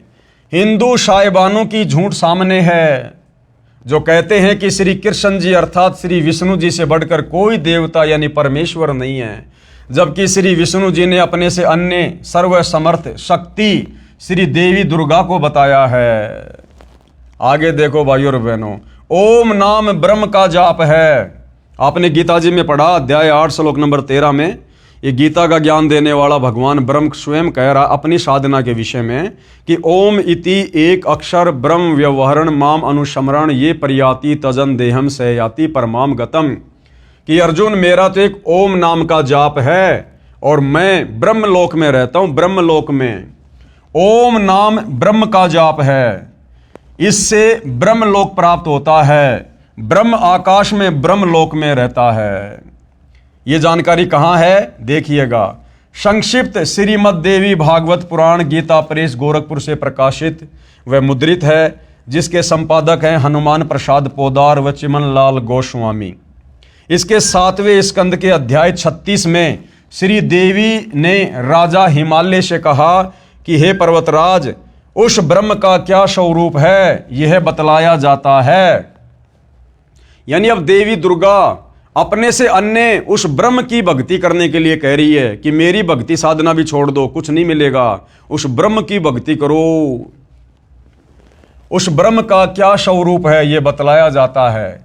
श्री देवी जी ने पहले तो कहा कि मेरी भक्ति करो तो ऐसे करो जैसे अध्याय 35 में बताया है, परंतु मेरी व अन्य सबकी भक्ति छोड़कर उस एकमात्र परमात्मा को ही जानो। किसको? ब्रह्म को। दूसरी सब बातों को छोड़ दो। यही अमृत स्वरूप परमात्मा के पास पहुंचाने वाला पुल है।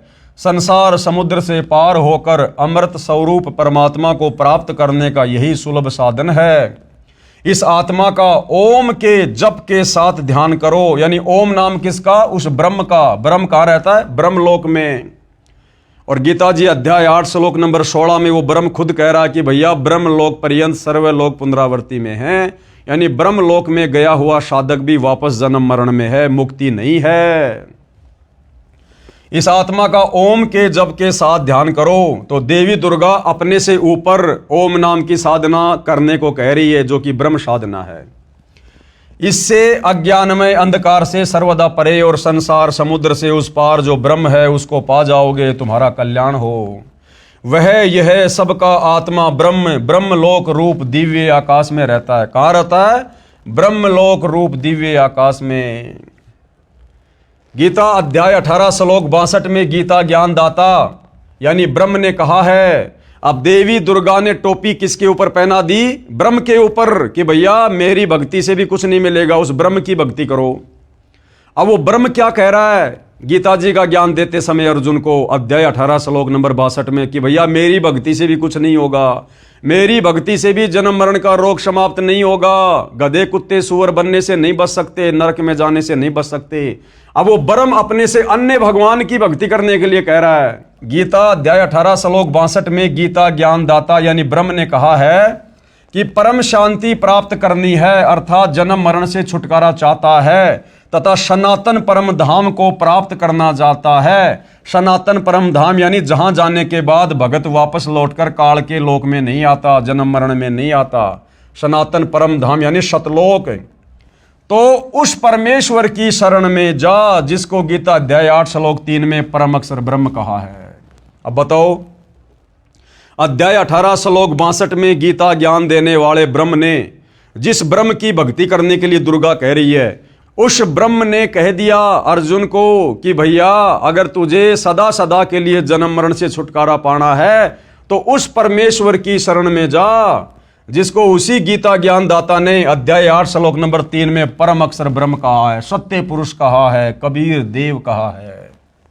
तथा गीता अध्याय 8 श्लोक 8, 9, 10 में कहा है कि जो उस परम अक्षर ब्रह्म की भक्ति करता है उसी को प्राप्त होता है। यानी अपने से अन्य उस परम अक्षर ब्रह्म की भक्ति करने के लिए ये ब्रह्म स्वयं कह रहा है। गीता अध्याय 15 श्लोक 4 में गीता ज्ञानदाता ने यानी इस ब्रह्म ने कहा है कि तत्व ज्ञान रूपी शस्त्र से अज्ञान को काटकर उसके पश्चात परमेश्वर के उस परम पद की खोज करनी चाहिए जहां जाने के पश्चात साधक लौटकर संसार में नहीं आते। जिसने संसार की रचना की है उसकी भक्ति कर, यानी गीता ज्ञान देने वाला ब्रह्म तो अपने से अन्य उस परम अक्षर ब्रह्म की भक्ति करने की सलाह दे रहा है। गीता बोलने वाला क्षर ब्रह्म यानी काल निरंजन है, वह परम अक्षर ब्रह्म की भक्ति करने को कह रहा है। क्लियर कर दिया गुरुदेव भगवान ने। विचार करें। अब पूज्य गुरुदेव भगवान क्या कह रहे हैं कि भाई विचार करो। श्री कृष्ण जी अर्थात श्री विष्णु जी श्री देवी दुर्गा को सबसे बड़ी बता रहे हैं। फिर श्री देवी दुर्गा ब्रह्म यानी क्षर पुरुष को समर्थ बता रही है, और फिर ये क्षर पुरुष यानी ब्रह्म किसको बड़ा बता रहा है? ये देवी दुर्गा उस ब्रह्म की भक्ति के लिए कह रही है। और जो ब्रह्म है यानी गीता ज्ञान देने वाला काल, वो अपने से समर्थ, सबकी उत्पत्ति करता, सबके धारण पोषण करता पुरुषोत्तम अविनाशी परमेश्वर की भक्ति करने को कह रहा है। और भाइयों और बहनों, उस अविनाशी परमेश्वर की भक्ति, परम अक्षर ब्रह्म की भक्ति वो कैसे मिलेगी? उसके लिए यही गीता का ज्ञान देने वाला ब्रह्म काल अध्याय 4 श्लोक नंबर 34 में कह रहा कि अर्जुन, उस तत्वदर्शी संत की शरण में जा, वो तुझे परम अक्षर ब्रह्म की भक्ति के विषय में तत्व ज्ञान बताएगा।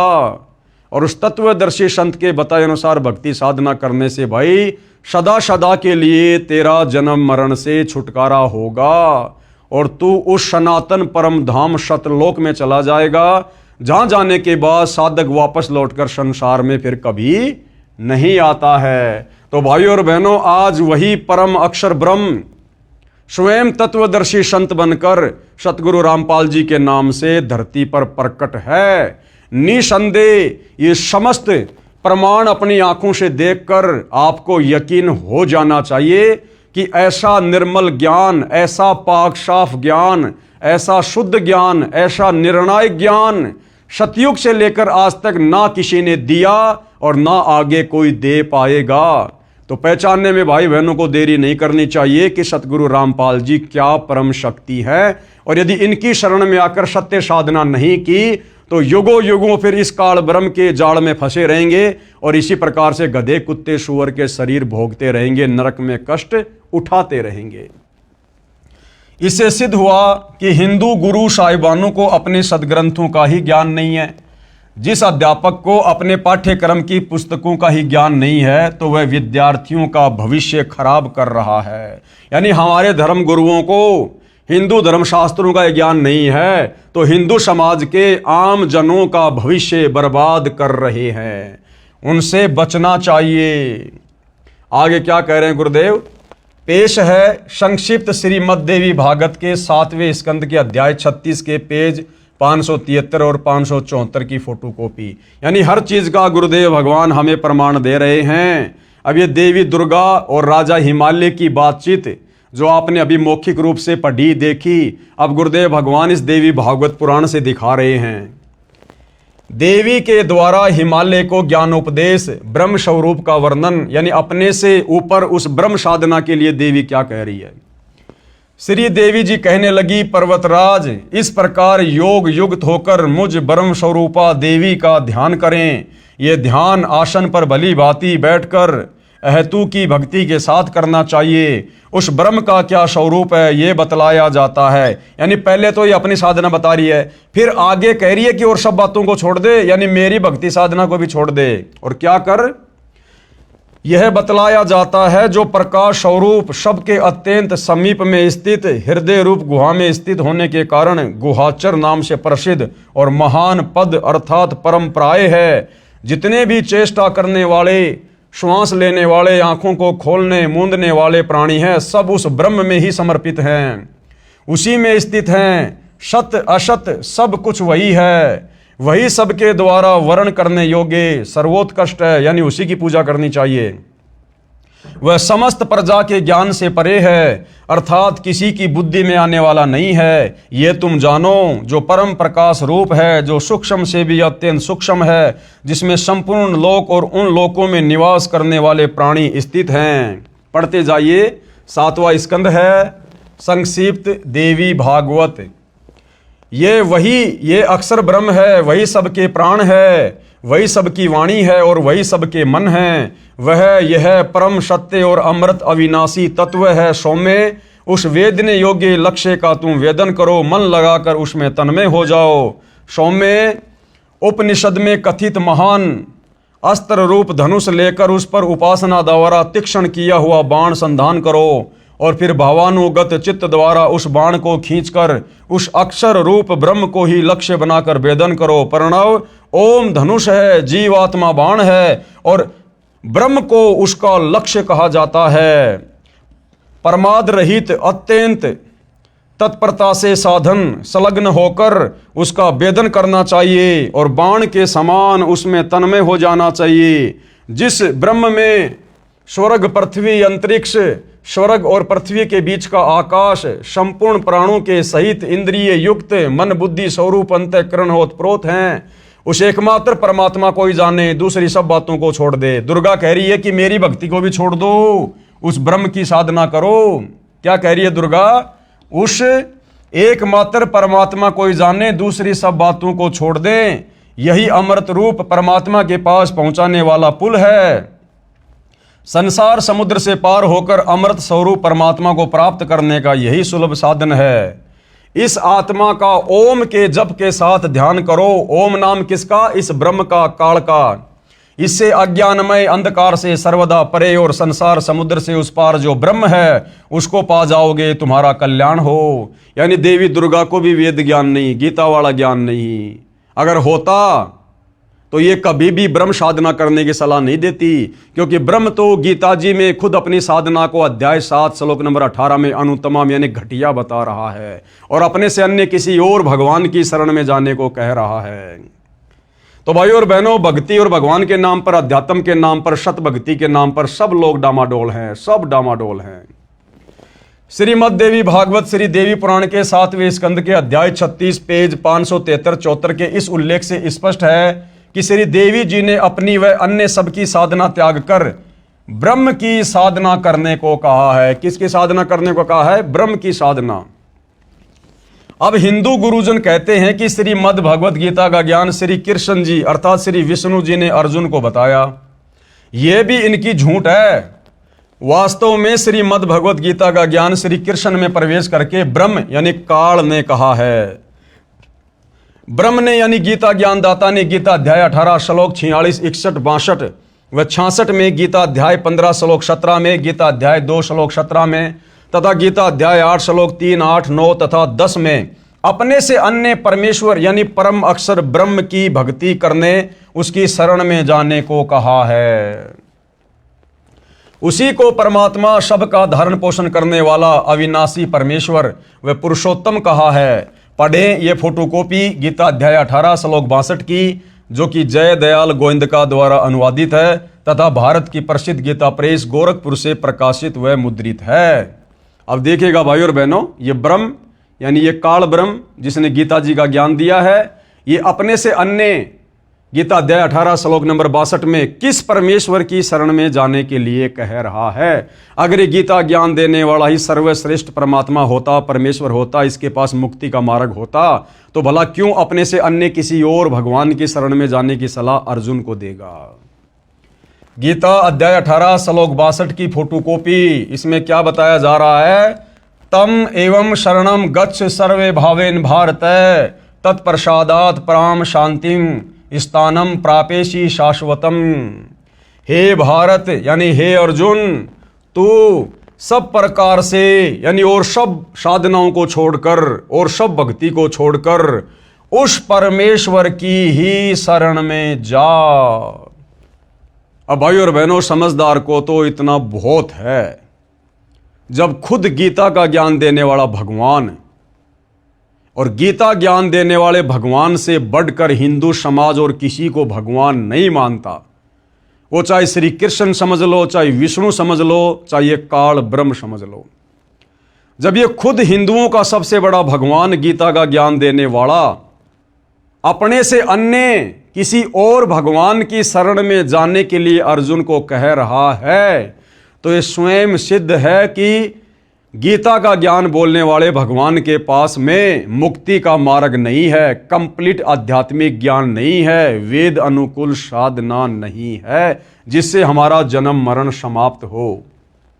हे भारत यानी हे अर्जुन, तो सब प्रकार से उस परमेश्वर की ही शरण में जा। उस परमात्मा की कृपा से ही तू परम शांति कब मिलती है? जब हमारा जन्म मरण का झंझट समाप्त हो जाए। भाई जब तक जन्मेंगे मरेंगे तो कभी गधे बनेंगे, कभी कुत्ते बनेंगे, कभी इंसान बनेंगे, कभी देवता बनेंगे, कभी नरक में जाएंगे, कभी स्वर्ग में जाएंगे। तो भाई परम शांति नहीं हो सकती जब तक हम जन्म और मरण में हैं। तो क्या कह रहा है कि उस परमात्मा की कृपा से ही तू परम शांति को तथा सनातन परम धाम को प्राप्त होगा। अगर इस काल का वो ब्रह्मलोक सनातन परम धाम होता तो यहां पर उस परमात्मा के परम धाम में जाने की सलाह नहीं देता। तो सनातन परम धाम का मतलब होता है जिस लोक का कभी भी विनाश नहीं होता है, कभी भी वहां प्रलय महाप्रलय नहीं होती है, और वहां के जीव कभी भी मरते नहीं हैं, विनाश नहीं होता है। इतना क्लियर कर दिया भाई और बहनों। लेखक यानी सतगुरु रामपाल जी क्या कह रहे हैं? क्या आप जानते हैं गीता अध्याय 7 श्लोक 29 में गीता ज्ञान देने वाले प्रभु ने कहा है कि जो साधक यानी भगत केवल जरा यानी वृद्ध अवस्था बुढ़ापे के दुख से तथा मरण यानी मौत के दुख से छूटने के लिए ही प्रयत्नशील हैं, यानी साधना करते हैं, भक्ति करते हैं, वे तत्ब्रह्म यानी उस ब्रह्म यानी गीता अध्याय 18 श्लोक 62 में बताए परमेश्वर को तथा संपूर्ण अध्यात्म ज्ञान यानी तत्व ज्ञान को तथा संपूर्ण कर्मों को जानते हैं, यानी एक लेवा एक देवा दूतम वाली कथा जानते हैं। उत्तर हिंदू पक्ष नहीं। हिंदू भाई कहते हैं भाई हम तो नहीं जानते वो कौन परमात्मा है, क्या परमात्मा है जिसके विषय में गीता का ज्ञान देने वाला अध्याय 18 श्लोक नंबर 62 में कह रहा है। प्रश्न 19 हिंदू पक्ष की तरफ से, क्या आप जानते कि तत्ब्रह्म कौन है? प्रमाण गीता व पुराणों से बताओ। अब हिंदू पक्ष कह रहा है संत रामपाल जी से कि आप जानते हैं क्या वो तत्ब्रह्म कौन है और कहां बोली है ये बातें? गीता ज्ञान देने वाला भगवान कहां कह रहा है? तो गुरुदेव भगवान अब आपको गीता जी से ही प्रमाण दिखा रहे हैं। उत्तर लेखक यानी सतगुरु रामपाल जी ने कहा, हां सुनो मैं जानता हूं। गीता अध्याय 8 श्लोक 1 में अर्जुन ने गीता ज्ञान देने वाले इस काल ब्रह्म से प्रश्न किया, किम तत्ब्रह्म, कि वह तत्ब्रह्म क्या है, यानी तेरे से अन्य वो परमात्मा कौन है, क्या है, जिसके विषय में आपने यानी गीता ज्ञान देने वाले ने गीता अध्याय 7 श्लोक 29 में कहा है। इसका उत्तर गीता ज्ञान बताने वाले प्रभु यानी काल ब्रह्म ने आपके अनुसार श्री कृष्ण जी ने गीता अध्याय 8 श्लोक नंबर 3 में जवाब दिया है और कहा है वह परम अक्षर ब्रह्म है। साफ साफ बताया है कि वो तत्ब्रह्म क्या है, परम अक्षर ब्रह्म है, वो सत्य पुरुष है, वो कबीर देव है जो सनातन परम धाम सतलोक में रहता है। फिर इसी प्रसंग को आगे बढ़ाते हुए गीता ज्ञान देने वाले ने गीता के इसी अध्याय 8 के श्लोक 5 और 7 तथा श्लोक 8, 9, 10 में स्पष्ट किया है कि श्लोक 5 से 7 जो पुरुष अंत काल में मुझको ही सुमरण करता हुआ शरीर को त्याग कर जाता है वह मेरे साक्षात रूप को प्राप्त होता है, यानी काल रूप को प्राप्त होता है, ब्रह्मलोक में जाता है। इसमें कुछ भी संशय नहीं है। गीता अध्याय 8 श्लोक 5। हे कुंती पुत्र अर्जुन, अंत काल में मनुष्य यानी साधक जिस जिस भी भाव को यानी इष्ट को सुमरण करता हुआ शरीर का त्याग करता है उस भाव को ही प्राप्त होता है, क्योंकि वह सदा उसी के भाव से भावित हो रहा है। गीता अध्याय 8 श्लोक 6। यानी अंतिम समय में मरते समय आप जिस भी इष्ट का सुमरण करते हो उसी के लोक में जाते हो। इसलिए हे अर्जुन, तू सब समय में निरंतर मेरा सुमरण कर और युद्ध भी कर यानी काम धंधा भी कर और मेरा सुमरण भी कर ओम नाम का। इस प्रकार मुझ में समर्पित भाव से युक्त होकर तू निसंदेह मुझको ही प्राप्त होगा, यानी मेरे ब्रह्मलोक में आएगा और ब्रह्मलोक में आने के बाद लंबे समय तक रहेगा। उसके बाद जब तेरी भक्ति कमाई खर्च होगी फिर तेरे को नीचे नरक में डाला जाएगा, 84 लाख योनियों में डाला जाएगा, क्योंकि खुद फिर ये गीता अध्याय 8 श्लोक नंबर 16 में कहता कि ब्रह्मलोक पर्यंत सर्वलोक पुनरावर्ती में अर्थात जन्म और मरण में है।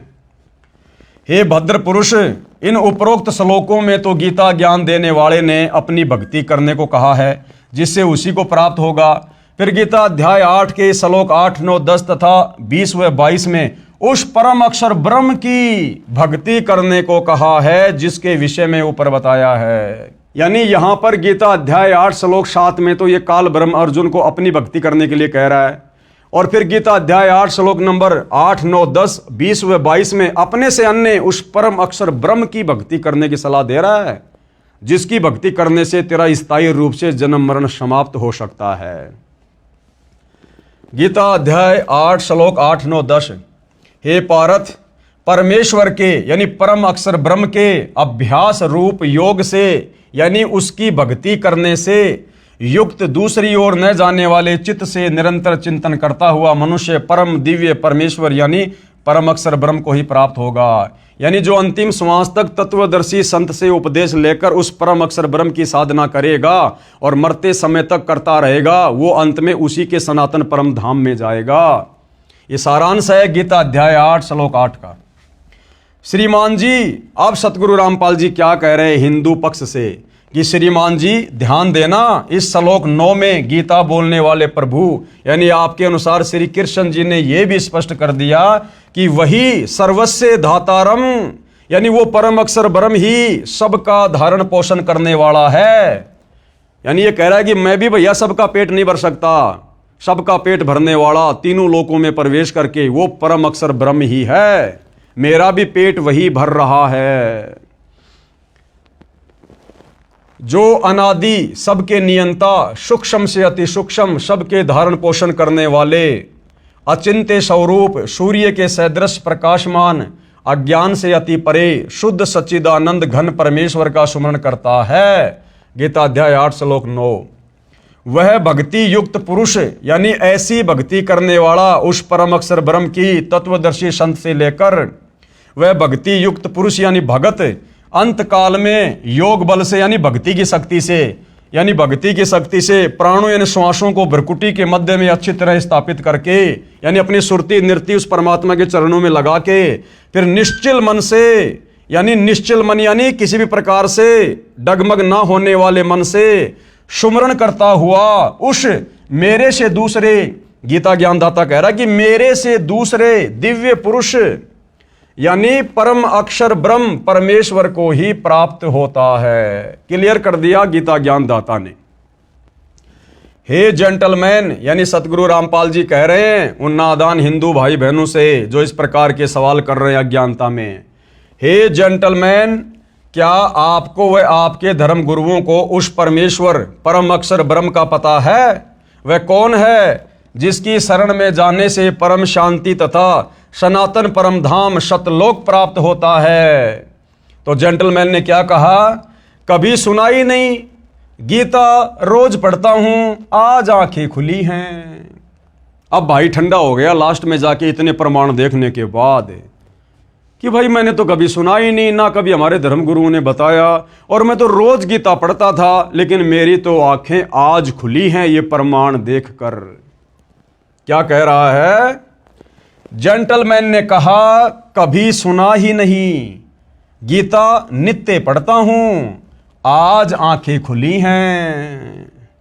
तो बाकी भाई बहनों की भी आंखें खुल जानी चाहिए, अन्यथा भाई और बहनों समय बहुत तेजी से गतिमान है। पढ़ें उपरोक्त गीता के सर्व श्लोकों की फोटोकॉपी, जिसके अनुवादक श्री जय दयाल गोविंदका जी हैं तथा प्रकाशक व मुद्रक गीता प्रेस गोरखपुर है। इसी पुस्तक के पेज 20 व 23 पर गीता बोलने वाला नाशवान है, गीता का ज्ञान देने वाला ये ब्रह्मा विष्णु महेश का पिता, दुर्गा का पति, ये काल ब्रह्म जिसको क्षर ब्रह्म भी कहते हैं, क्षर पुरुष भी कहते हैं, ज्योति निरंजन भी कहते हैं, ये किस ब्रह्मांड का स्वामी है, ये भी नाशवान है, जन्म और मृत्यु होती है इसकी, सब कुछ गीता जी में लिखा हुआ है कंप्लीट। आप जी देखते जाइए। गीता बोलने वाला नाशवान है और परम अक्षर ब्रह्म यानी जिसके विषय में गीता ज्ञानदाता बार बार कहता कि उसकी शरण में जा, उसकी शरण में जा, वह परम अक्षर ब्रह्म अविनाशी है जिसका नाम कबीर है। प्रमाण के लिए गीता अध्याय 4 श्लोक 5, अध्याय 2 श्लोक 12, अध्याय 10 श्लोक 2 में पढ़ें। यानी गीता जी के इन श्लोकों में ये गीता का ज्ञान देने वाला भगवान, ये काल ब्रह्म अपनी जन्म और मृत्यु के विषय में बातें कर रहा है कि भाई मेरी तो जन्म और मृत्यु होती है। कौन कौन से श्लोकों में? अध्याय 4 श्लोक 5, अध्याय 2 श्लोक 12 और अध्याय 10 श्लोक 2 में, जिनमें गीता ज्ञानदाता ने अपना जन्म मृत्यु होना स्वीकारा है, तथा गीता अध्याय 2 श्लोक 17 में तथा अध्याय 15 के श्लोक 17 में अपने से अन्य यानी परम अक्षर ब्रह्म यानी सर्वश्रेष्ठ परमात्मा यानी परमेश्वर को अविनाशी बताया है। गीता अध्याय 18 श्लोक 62 में उसी की शरण में जाने को गीता बोलने वाले आपके अनुसार श्री विष्णु जी ने कहा है।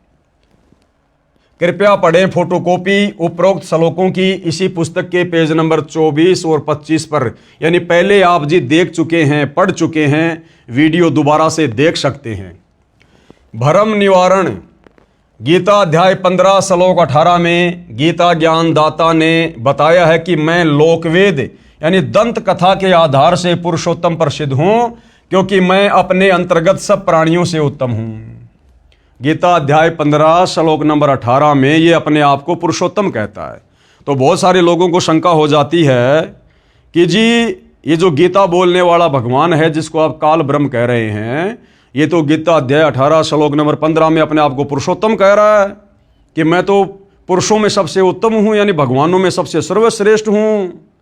तो गुरुदेव भगवान कह रहे हैं कि भैया थोड़ा समझने की कोशिश करो, ये अपने आप को पुरुषोत्तम क्यों कह रहा है? अगर ये वास्तव में पुरुषोत्तम होता तो अपने से अन्य किसी और भगवान की शरण में जाने को नहीं कहता। यदि ये स्वयं ही पुरुषोत्तम होता तो ये स्वयं गीता अध्याय 15 श्लोक नंबर 17 में ये नहीं कहता कि उत्तम पुरुष है तू अन्य परमात्मा इति उदाहरते, यानी उत्तम पुरुष, उत्तम भगवान, सर्वश्रेष्ठ भगवान तो कोई और ही है जिसको परमात्मा कह सकते हैं। तो गीता अध्याय 15 श्लोक नंबर 18 में जो ये अपने विषय में पुरुषोत्तम कह रहा है, क्यों कह रहा है? ये कह रहा है कि मैं तो लोक वेद के आधार से पुरुषोत्तम बना हुआ हूं। यानी इन साधु संत महर्षियों को, ऋषियों को, इनको वेद ज्ञान नहीं था, गीता ज्ञान नहीं था, जिस कारण से मेरे से ऊपर उस अविनाशी परमात्मा की जानकारी ये प्राप्त नहीं कर पाए, और इन्होंने केवल मेरे को ही परमात्मा घोषित कर दिया, पुरुषों में उत्तम पुरुषोत्तम घोषित कर दिया कि भैया इस ब्रह्म से बढ़कर दूसरा कोई भगवान नहीं, कोई परमात्मा नहीं। जबकि ये ब्रह्म तो खुद गीता में बार बार अध्याय 18 श्लोक 66 में कह रहा कि तू उस परमेश्वर की शरण में जा। तो इन ऋषि मुनियों ने वेदों को अच्छे से पढ़ा नहीं, पढ़ा तो समझा नहीं, क्योंकि समझ में आएंगे तत्वदर्शी संत की शरण में आने से, और तत्वदर्शी संत इनको मिला नहीं, मिला तो इन्होंने स्वीकार नहीं किया मान बढ़ाई में आके, जिस कारण से ये लोग गीता के ज्ञान को समझ नहीं पाए, और इस ब्रह्म से ऊपर इन्होंने और किसी को भगवान नहीं माना, जिस कारण से ये लोग ब्रह्म को लोक वेद के माध्यम से, सुनी सुनाई बातों के माध्यम से पुरुषोत्तम कह रहे हैं। भ्रम निवारण गीता अध्याय 15 श्लोक 18 में गीता ज्ञानदाता ने बताया है कि मैं लोक वेद यानी दंत कथा के आधार से पुरुषोत्तम प्रसिद्ध हूं, क्योंकि मैं अपने अंतर्गत सब प्राणियों से उत्तम हूं, क्योंकि ये 21 ब्रह्मांड का राजा है, और ये बाकी जितने भी प्राणी हैं, देवी दुर्गा, ब्रह्मा विष्णु महेश, 33 करोड़ देवी देवता, 88,000 ऋषि, 9 नाथ 84 सिद्ध, बाकी यहाँ के छोटे मोटे गुरुजन, आचार्य, शंकराचार्य, ये सब इस काल के अंतर्गत हैं 21 ब्रह्मांड में। इसलिए लोक वेद के आधार से, दंत कथा के आधार से, गीता और वेदों का संपूर्ण ज्ञान ना होने की वजह से हमारे धर्मगुरुओं ने इस ब्रह्म से ऊपर किसी को जाना नहीं, पहचाना नहीं, गीता को समझ नहीं पाए। इस कारण से हमारे ऋषि मुनियों ने, धर्मगुरुओं ने इस ब्रह्म को ही पुरुषोत्तम घोषित कर दिया। तो ये गीता ज्ञानदाता कह रहा है कि भैया मैं पुरुषोत्तम नहीं हूं, मैंने तो गीता अध्याय 15 श्लोक नंबर 17 में बता दिया कि उत्तम पुरुष है तू अन्य परमात्मा इति उदाहरते, ये लोकतरम अवश्य विभर्ति अवय ईश्वर है, कि भाई उत्तम परमेश्वर, उत्तम परमात्मा, उत्तम पुरुष, सर्वश्रेष्ठ भगवान तो मेरे से अन्य है, जो परम अक्षर ब्रह्म है, जो सनातन परम धाम में रहता है। विचार करो, गीता ज्ञानदाता ने गीता अध्याय 8 श्लोक 3 में परम अक्षर ब्रह्म अपने से अन्य बताया है, श्लोक 5 और 7 में अपनी भक्ति करने को कहा है, तथा गीता अध्याय 8 के श्लोक 8, 9, 10, 20 व 22 में अपने से अन्य परम अक्षर ब्रह्म, उस पुरुषोत्तम की यानी परम अक्षर पुरुष, सच्चिदानंद घन ब्रह्म यानी दिव्य परम पुरुष परमेश्वर की भक्ति करने को कहा है। फिर भला ये अपने आप को पुरुषोत्तम कैसे कहेगा? पुरुषोत्तम तो इसको हमारे ज्ञानहीन धर्म गुरुओं ने मान रखा है। गीता अध्याय 8 श्लोक 9 में भी उसी को सबका धारण पोषण करने वाला बताया है। इसी प्रकार गीता अध्याय 15 श्लोक 17 में अपने से अन्य परम अक्षर पुरुष को पुरुषोत्तम कहा है। उसी को सबका धारण पोषण करने वाला अविनाशी कहा है। फिर गीता अध्याय 15 श्लोक 18 में अपनी स्थिति बताई है कि मैं तो लोकवेद यानी सुनी सुनाई बातों दंत कथाओं के आधार से पुरुषोत्तम प्रसिद्ध हूं। वास्तव में पुरुषोत्तम तो ऊपर गीता अध्याय 15 श्लोक 17 में बता दिया कि वो परम अक्षर ब्रह्म है, जो तीनों लोकों में प्रवेश करके सबका धारण पोषण करता है, जो सतलोक में रहता है। कबीर देव कुछ एक व्यक्ति श्लोक 18 को पढ़कर कहते हैं कि देखो, गीता ज्ञान देने वाला अपने को पुरुषोत्तम कह रहा है, इससे अन्य कोई पुरुषोत्तम नहीं है। उसकी मूर्ख सोच का उत्तर ऊपर स्पष्ट कर दिया है। तो गुरुदेव कहते हैं जो लोग इस प्रकार से गीता के ज्ञान को अच्छे से ना समझ कर इस काल ब्रह्म को ही पुरुषोत्तम मान के बैठे हैं, गुरुदेव कह रहे हैं कि ऊपर के श्लोकों में उनकी सारी शंकाओं का समाधान कर दिया है कि ये काल ब्रह्म तो हमारे ज्ञानहीन धर्म गुरुओं की नादानी के कारण सुनी सुनाई बातें और लोकवेद दंत कथाओं के आधार से पुरुषोत्तम बना हुआ है, जबकि ये पुरुषोत्तम नहीं है। पुरुषोत्तम तो परम अक्षर ब्रह्म है। और भाइयों और बहनों, निसंदेह वह परम अक्षर ब्रह्म वर्तमान में तत्वदर्शी संत की भूमिका में सतगुरु रामपाल जी के नाम से धरती पर प्रकट है। अन्यथा भाइयों और बहनों, इतना क्लियर इन धर्मशास्त्रों को सतयुग से लेकर आज तक किसी ने नहीं किया। ब्रह्मा जी ने भी क्लियर नहीं किया, विष्णु जी ने भी क्लियर नहीं किया। शंकर जी तो बेचारा तपस्वी है, वो तो ध्यान लगा के बैठा रहता है, उसको कहाँ से वेदों का ज्ञान होगा। और जब इन तीनों देवताओं को वेदों का ज्ञान नहीं है तो बाकी सभी तीनों देवताओं के अंतर्गत हैं। फिर इस धरती के तपस्वियों को, मुनियों को, ऋषियों को, आचार्य शंकराचार्यों को भला कहाँ से वेद ज्ञान, कहाँ से गीता ज्ञान होगा। तो भाइयों और बहनों, इस तत्वदर्शी संत की यानी सतगुरु रामपाल जी के द्वारा बताई गई साधना के अभाव में सतयुग से लेकर वर्तमान समय तक हमारे ये बड़े बड़े ऋषि मुनि महात्मा संत ये 184 योनियों में गोते खा रहे हैं। ये अपनी झूठी महिमा करके, वेद विरुद्ध साधना करके, तपस्या करके, समाधि लगा के, किसी को लाभ देके, किसी को श्राप देके दुनिया में झूठी महिमा बना के बैठे हुए थे। अब सतगुरु रामपाल जी ने आकर एडी से लेकर चोटी तक यानी एक छोटे से धर्मगुरु से लेकर और 21 ब्रह्मांड के स्वामी ज्योति निरंजन काल ब्रह्म तक की पोल पट्टी प्रमाणों के साथ हमारे ही पवित्र सदग्रंथों को दिखा दिखाकर खोल दी है। अब भी अगर कोई हिंदू धर्म से जुड़ा हुआ भाई बहन नहीं समझेगा तो भाई फिर धिक्कार है उसके जीवन को। और अभी तो शुरुआत है भाइयों और बहनों, और अभी तो इसके ऊपर तकरीबन 30-40 वीडियो बनेंगे, सब कुछ क्लियर करवा देंगे सतगुरु रामपाल जी परमेश्वर भक्ति चाहने वाली आत्माओं के लिए। बाकी जिसने भक्ति करनी ही नहीं है, जिसको प्रेत पितर भूतों की योनि में जाना है, जिसको नरक भोगना है, भाई उनके आगे तो फिर भैंस के आगे बीन बजाने जैसा है। बाकी जो नेक आत्मा होंगी, अच्छी आत्मा होंगी, परमात्मा चाहने वाली आत्मा होंगी, वो तो संकेत को ही समझ जाएंगी और अपनी दिशा को तुरंत सतगुरु रामपाल जी से उपदेश लेकर चेंज कर देंगी। तो भाई और बहनों, आज के वीडियो में केवल इतना ही। कल फिर परमेश्वर दया करेंगे, सभी के समक्ष उपस्थित होंगे। तब तक पूज्य गुरुदेव भगवान हम सबको आज्ञा दे, आशीर्वाद दे, हमारा मार्गदर्शन करे। बंदी छोड़ सतगुरु रामपाल जी परमेश्वर जी की जय हो।